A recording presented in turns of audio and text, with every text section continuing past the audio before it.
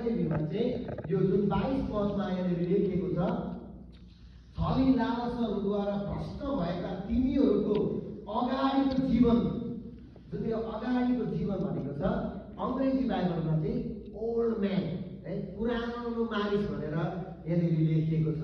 अनि यो किन लेखियो भन्दाखेरि यहाँ हामी पाउँदछौँ what is this old man means, यो पुरानो मानिस अथवा पुरानो मानिसलाई तिमीहरूले अपनाएको छौ, पुरानो स्वभावलाई भन्न खोजेको, है, ती कुरालाई तिमीहरूले अपनाएको छौ जसले चाहिँ सिन्फुल नेचरहरूलाई अनकभर गर्छ, ढाक्दछ, पापमय स्वभावको कुराहरूलाई। अनि त्यही कुरा यहाँनिर बताएको हामी पाउँदछौँ।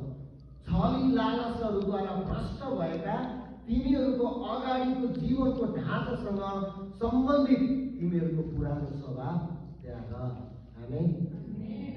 हामीले चाहिँ पुरानो स्वभाव, अङ्ग्रेजीमा ओल्ड म्यान भने तापनि हामी प्रभुलाई नचिन्दा बिराना थियौँ, ओल्ड म्यान सर थियौँ।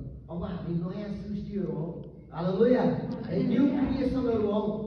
त्यस कारणले गर्दा पापमय त्यो जुन चाहिँ स्वभावहरू छ, छली लालसाहरू, हाम्रो जीवनमा जति पनि नेगेटिभिटी नकारात्मक कुराहरू छ, त्यो ढाँचासँग सम्बन्धित तिमीहरूको पुरानो स्वभावलाई त्याग।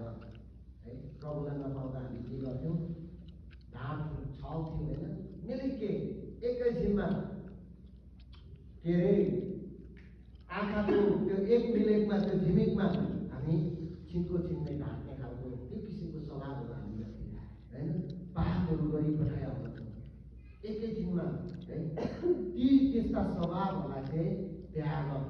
अनि के भन्दछ पावलले? आफ्नो भित्री वर्तावमा नयाँ हो र परमेश्वरको स्वरूपमा साँचो धार्मिकता र पवित्रतामा सृष्टि भएको नयाँ स्वभावलाई धारण गर।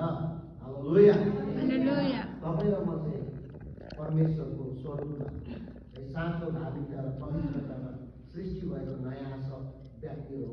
त्यो स्वभावलाई